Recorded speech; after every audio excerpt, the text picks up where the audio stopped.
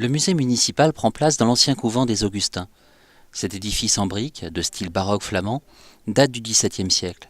Il abrite une collection d'objets qui retrace l'histoire locale et les traditions populaires, ainsi qu'un ensemble représentatif de peintures des anciens Pays-Bas méridionaux et de peintures françaises des XIXe et XXe siècles. C'est ce qui nous intéresse aujourd'hui. Dans une salle qui porte son nom, Lucien Jonas, peintre né à Anzin en 1880, a réalisé la monumentale chute du tyran.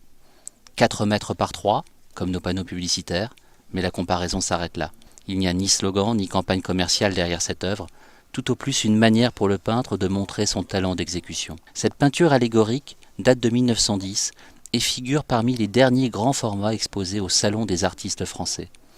La toile nous permet d'apprécier les débuts académiques d'un homme formé au cours public de Valenciennes, puis aux Beaux-Arts de Paris, un artiste qui deviendra ensuite peintre militaire. Son talent sera apprécié dans les arts décoratifs, le portrait et l'illustration des billets de banque.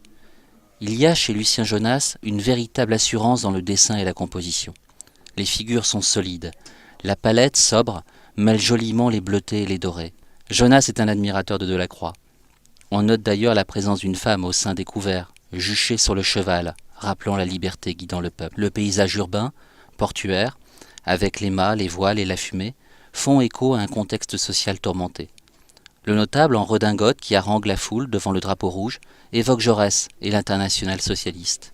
La population forme une république dans laquelle les métiers sont représentés. On distingue le boucher, le portefaix, le marin et toute une galerie de personnages aux attitudes contrastées. Une ménagère s'agite au premier plan, ses légumes sont renversés sur les pavés. Une autre, avec les mains sur les hanches, encourage les ouvriers qui tirent la sombre armure au sol. Les 2 enfants résument bien les différentes lectures que l'on peut faire de cette œuvre.